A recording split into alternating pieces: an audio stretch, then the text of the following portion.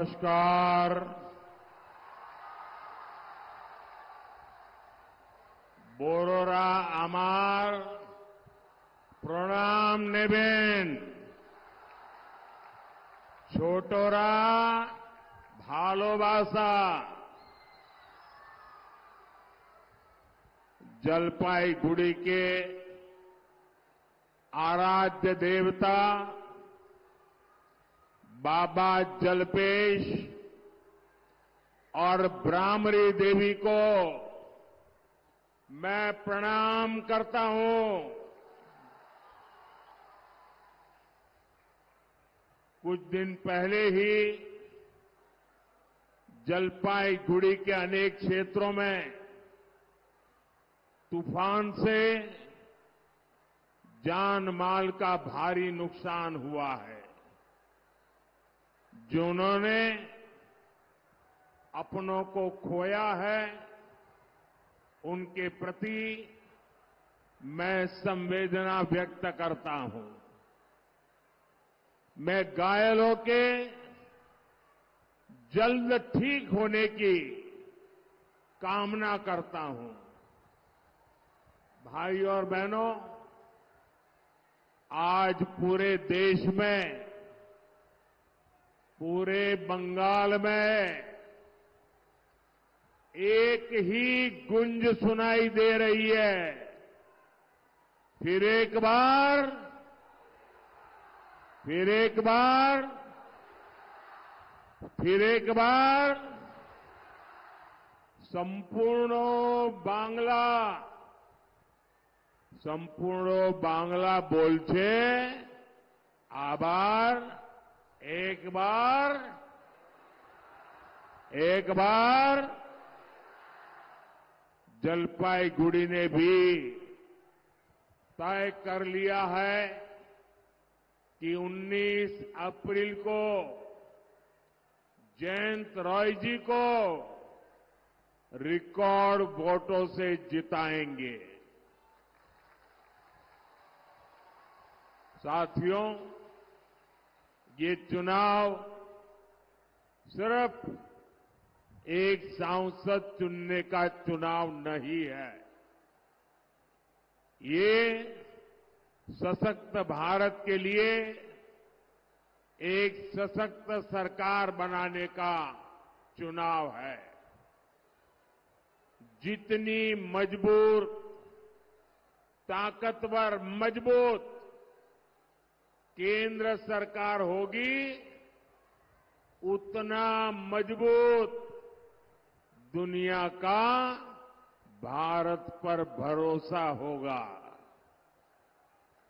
फिर उतना ही अधिक निवेश यहां आएगा, फैक्ट्रियां लगेगी, विदेशी टूरिस्ट आएंगे।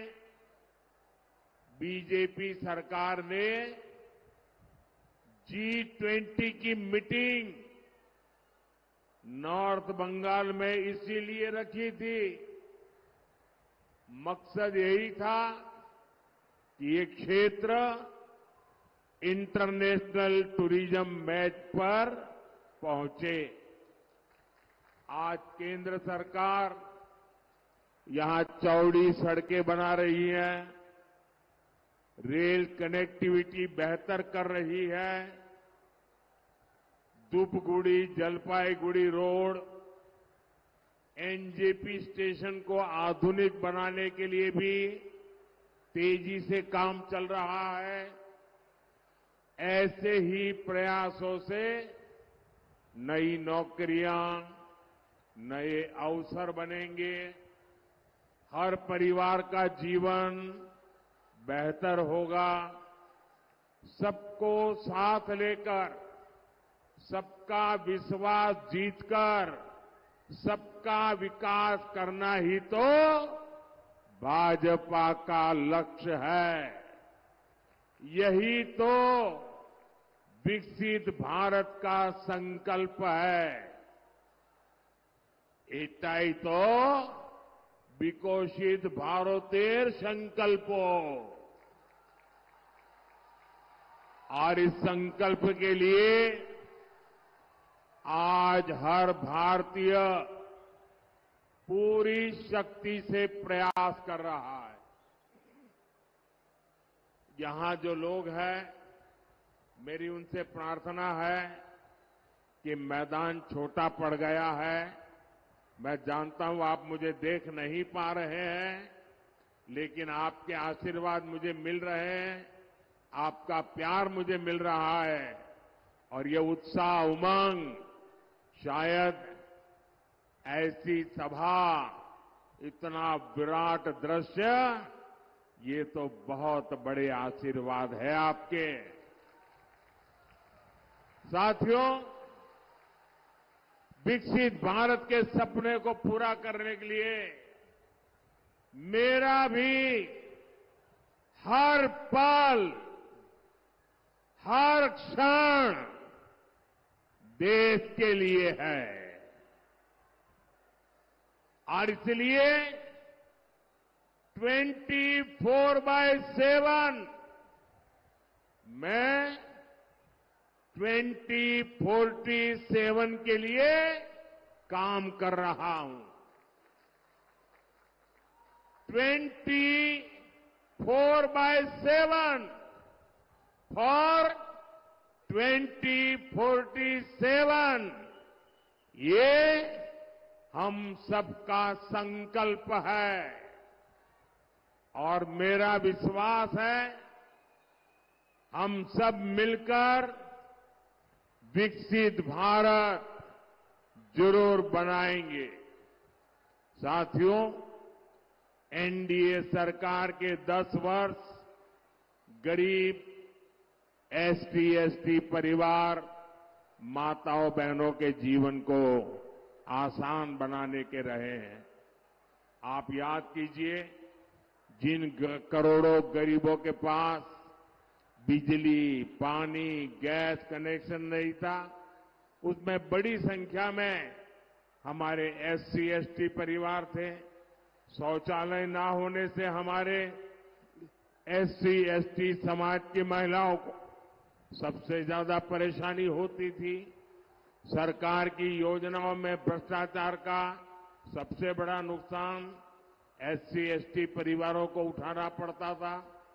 साथियों, आपने मुझे आशीर्वाद दिया और मैंने हालात बदलने का संकल्प लिया। हमने वंचितों को वरीयता दी। 2014 में बीजेपी सरकार बनी तो हमने एक दलित राष्ट्रपति देश को दिए।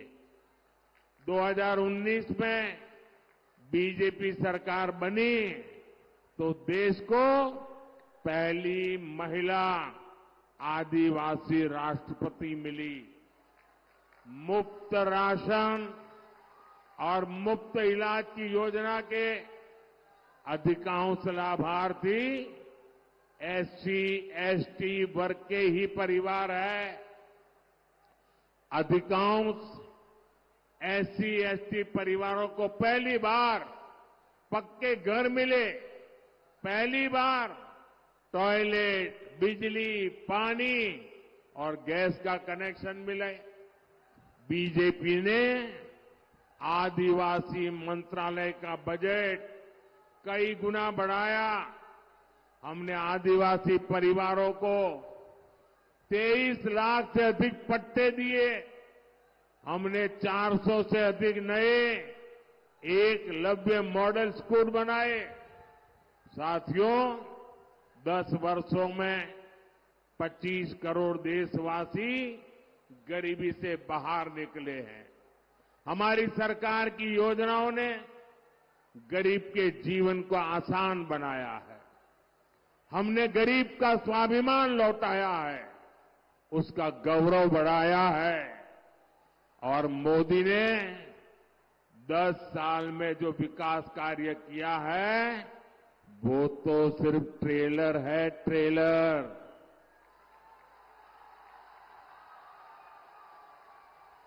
10 বছর যা হলো ওটা শুধু ট্রেলার ছিল।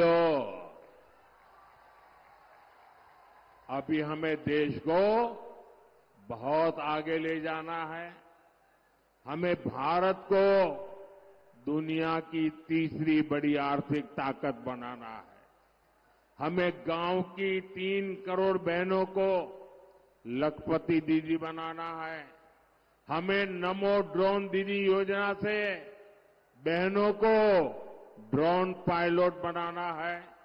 हमें पीएम सूर्यघर मुफ्त बिजली योजना से गरीब और मध्यम वर्ग परिवारों का बिजली का बिल 0 करना है।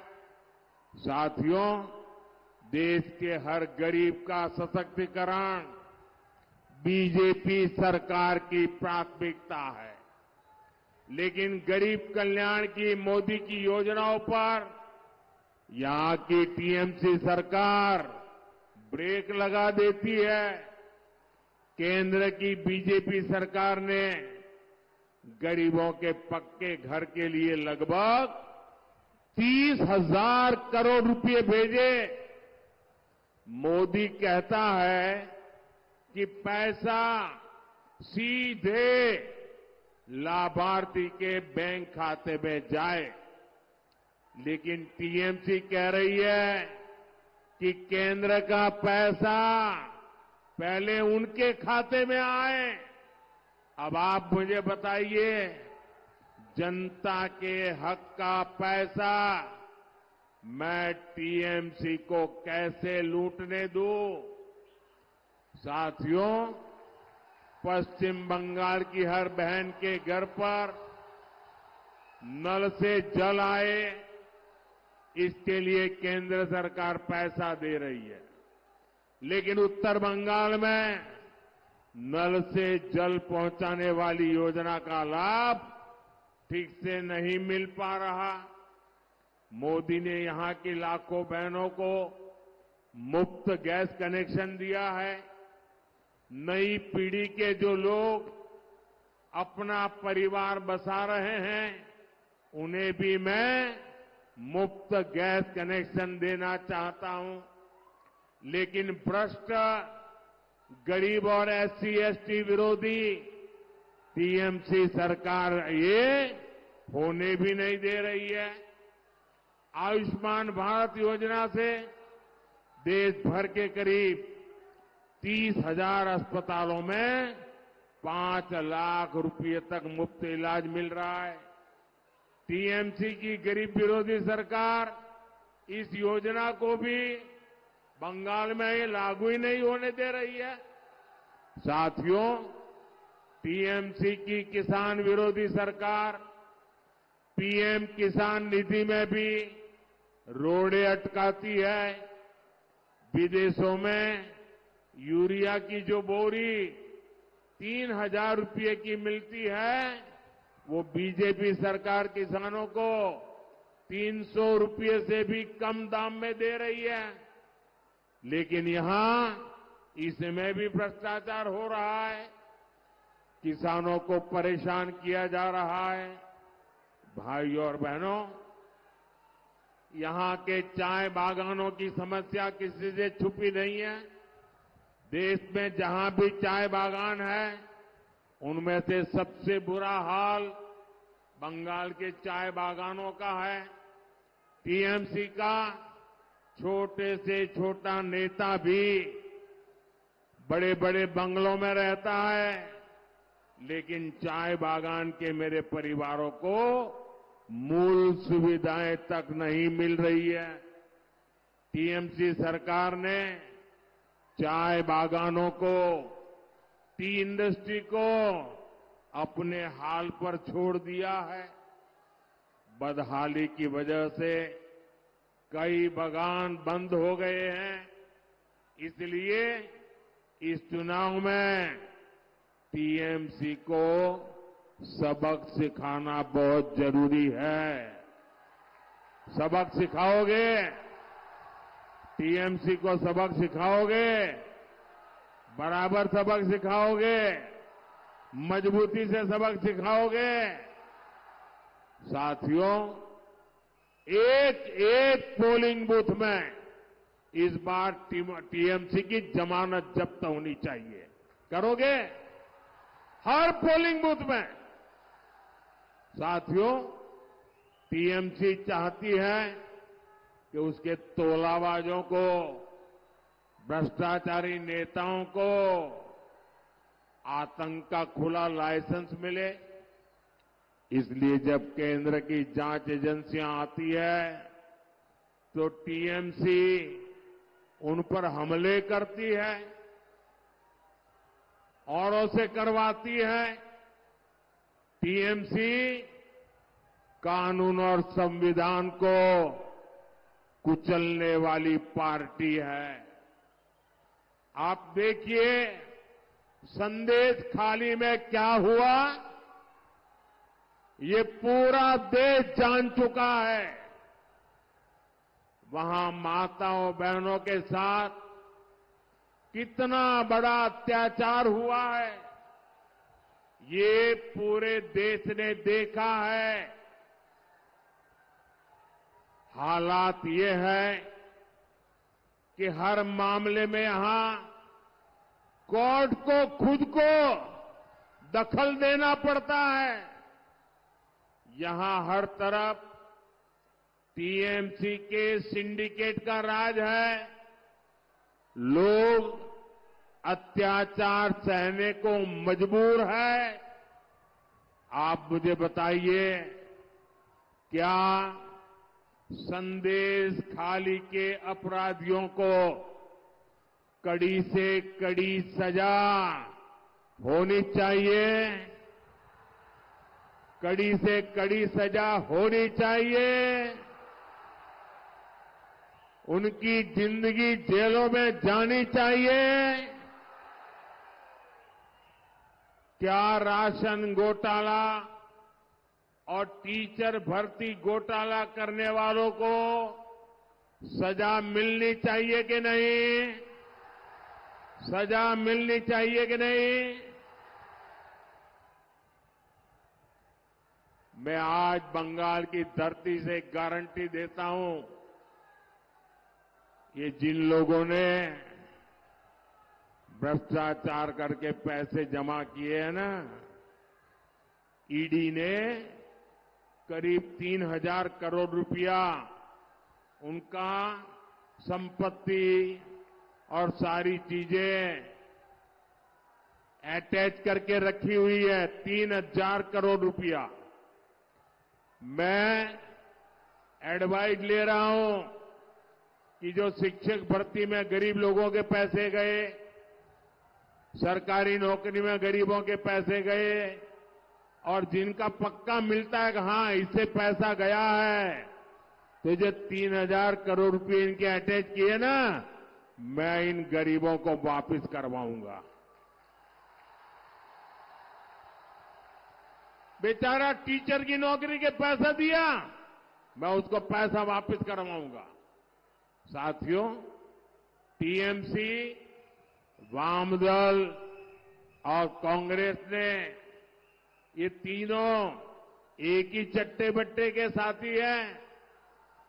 टीएमसी, वामदल, कांग्रेस ने एक दूसरे के भ्रष्टाचारियों को बचाने के लिए ये इंडी गठबंधन बनाया है।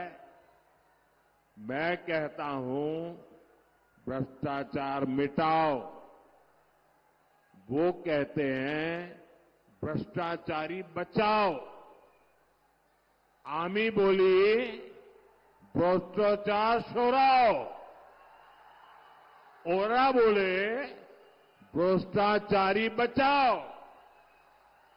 ये लोग चाहे जितनी साजिश कर लें, मैं आपको गारंटी देता हूं, 4 जून के बाद भ्रष्टाचारियों के खिलाफ कार्रवाई और तेज होगी।